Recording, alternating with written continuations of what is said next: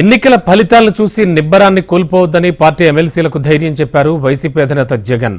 YCP 5 ఏళ్ల పాలనలో గత చరిత్రలో ఎన్నడూ జరగని విధంగా మేనిఫెస్టోలో చెప్పినట్టుగా 99% వాగ్దానాలను అమలు చేశామని గుర్తు చేశారు.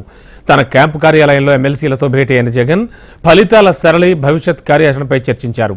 విద్య, వైద్యం, వ్యవసాయం, సామాజిక న్యాయం, మహిళా సాధికారిత, సుపరిపాలన విషయంలో ఎప్పుడూ జరగని చూడని సంస్కరణలు తీసుకొచ్చామన్నారు.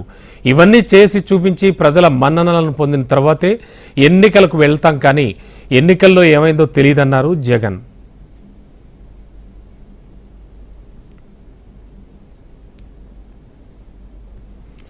ఐదేళ్ల తర్వాత మళ్లీ మనదే అధికారం అనే ధీమా వ్యక్తం చేశారు. కేంద్రంలో భాగస్వామ్యం అయిన చంద్రబాబు రాష్ట్రానికి ప్రత్యేక హోదా అడగకపోవడం ఆయన పాపం పండింది అనడానికి నిదర్శనం అన్నారు.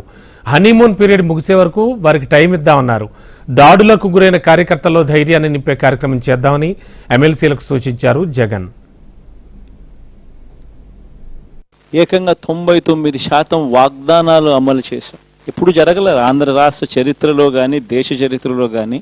గతంలో ఎప్పుడు జరగని సంస్కరణలు, విద్యారంగంలో అయితేనేమి, వైద్య రంగంలో అయితేనేమి, వ్యవసాయ రంగంలో అయితేనేమి, సామాజిక న్యాయం అంశంలో అయితేనేమి, మహిళా సాధికారత అంశంలో అయితేనేమి, గవర్నెన్స్ విషయంలో అయితేనేమి, ఎప్పుడు జరగని చూడని సంస్కరణలను కూడా తీసుకొచ్చాం. ప్రజల మన్ననలు పొందిన తర్వాతే ఎన్నికలకు వెళ్ళాం. ఎన్నికల్లో ఏమైందో తెలీదు. 5 సంవత్సరాలు కళ్ళు మూసుకుంటే చాలా అయిపోయింది. 5 సంవత్సరాలు మళ్ళీ 2024 నుంచి 2029 కూడా అదే మాదిరిగానే కళ్ళు మూసుకుంటే 2029 కూడా కళ్ళు మూసుకుంటే వచ్చేస్తుంది. ఇది మనం గుర్తు పెట్టుకోవాల్సిన అంశం ఏమిటి అని అంటే, సినిమాలో ఓన్లీ ఫస్ట్ హాఫ్ మాత్రమే అయ్యింది. గతంలో కూడా ఇదే మాదిరిగా పరిస్థితులు ఉన్నప్పుడు కూడా మనం ఏ మాదిరిగా పైకి లేచాము అన్నది కూడా మీ అందరికీ తెలిసిన విషయాలే. ఇంటింటికి మనం చేసిన మంచి ఇంకా బ్రతికే ఉంది.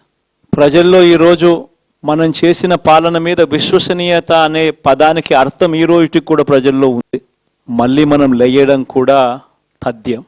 కాకపోతే కొంచెం టైం పడుతుంది. రాజకీయం అంటే ఎల్లవేళలా అధికారమే కాదు.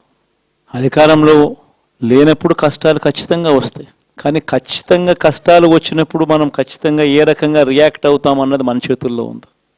మళ్ళీ 5 సంవత్సరాలు కన్ను మూసుకుంటే 5 సంవత్సరాలు అయిపోతాయి. మళ్ళీ 5 సంవత్సరాల తర్వాత మన పాలన వస్తుంది, మన ప్రభుత్వం వస్తుంది. అప్పుడు మళ్ళీ మనమే ఆందోళన ఎక్కుతాం అన్నది కూడా గుర్తుపెట్టుకొని అడుగులు వేస్తామా అన్నది మనలో ప్రతి ఒక్కరూ కూడా ఆలోచన చేసుకోవాలి.